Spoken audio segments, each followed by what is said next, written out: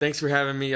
It's a new era for Austin FC, so I'm very excited to talk about just the start of the season. Yeah, they're all. Yeah, that's a tough question to answer because over the last two transfer windows, Austin FC has brought in 8 new players, and while they brought in quality across all parts of the pitch, they did the most damage on the attacking side of the ball. Starting off, I want to talk about Osman Bukhari, the Ghanaian winger that Austin FC signed last summer. Simply put, Osman Bukhari brings speed, and more speed.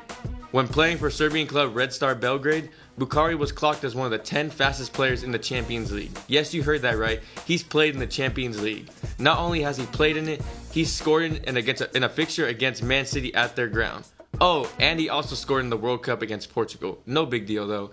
He didn't get off to the start he wanted at the club last season, but Bukhari is a big-time player who has now had a full offseason to get acclimated, and I expect great things from him this year. Next, I want to move on to Brandon Vasquez, the U.S. international striker signed from Rayados, whose transfer fee broke Bukhari's club record. Vasquez is the number 9 Austin fans have been waiting for. After years of being in striker turmoil, Vasquez is the best they've had by a mile.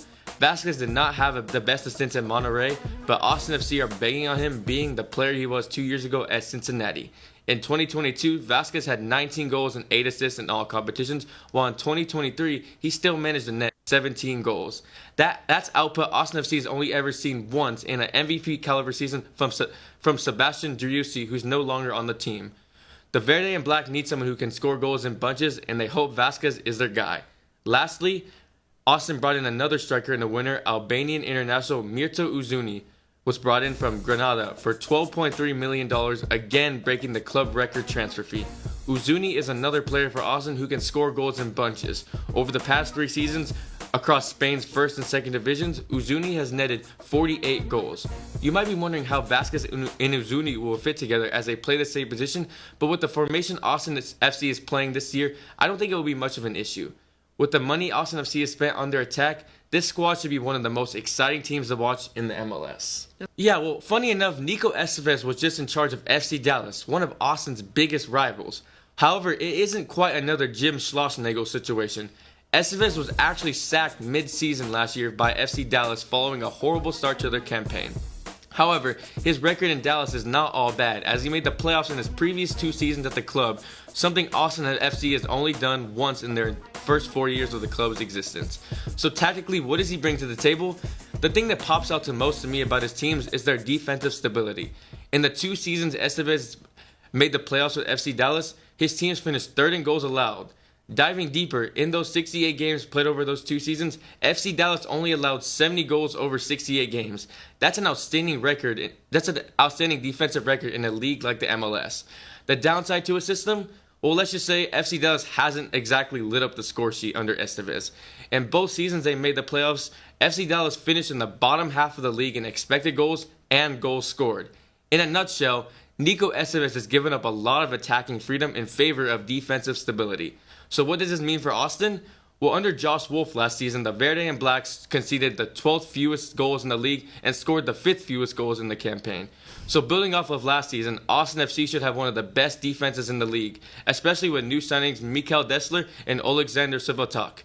However, the offensive numbers are concerning, and like I just said, Nico Estevez isn't exactly an attacking mastermind, but there is hope for Austin FC fans because with the amount of quality on the front line, Austin FC should be able to generate enough output to win a lot of games. It'll be interesting to see what impact Nico Estevez's philosophy has on the squad, and whether he may change his style a little to adapt to the new team he has. Yeah, as you said, Austin FC has played 2 games in the campaign, and they split the 2 contests, winning 1-0 at home against Sporting Kansas City last week, and losing 1-0 to the Portland Timbers away from home on Saturday. So far, Austin FC is lining up in about a 4-4-2 formation. I like this a lot because it does 2 things. It keeps a compact shape off the ball, making it tough for teams to play between the lines, and it means you have 2 strikers pressing, adding pressure to the opposing team's back line at all times.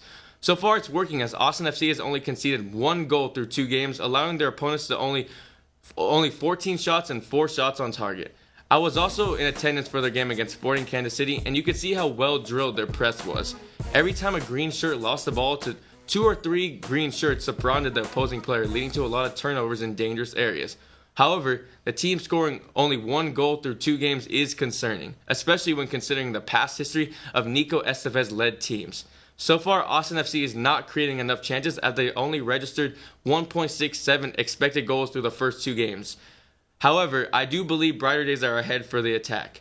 Watching the 2 games, I've noticed how many good positions the Austin wingers are getting into, and eventually guys like Hader Obrian and Osman Bukhari are going to start beating their fullback consistently, creating chances for the 2 star strikers up front. Overall, I think the team is coming together nicely, and there's a lot to be excited about. It may take a few weeks for all the new guys to gel with each other, but once they do, I think the Verde and Black could be contenders in the Western Conference.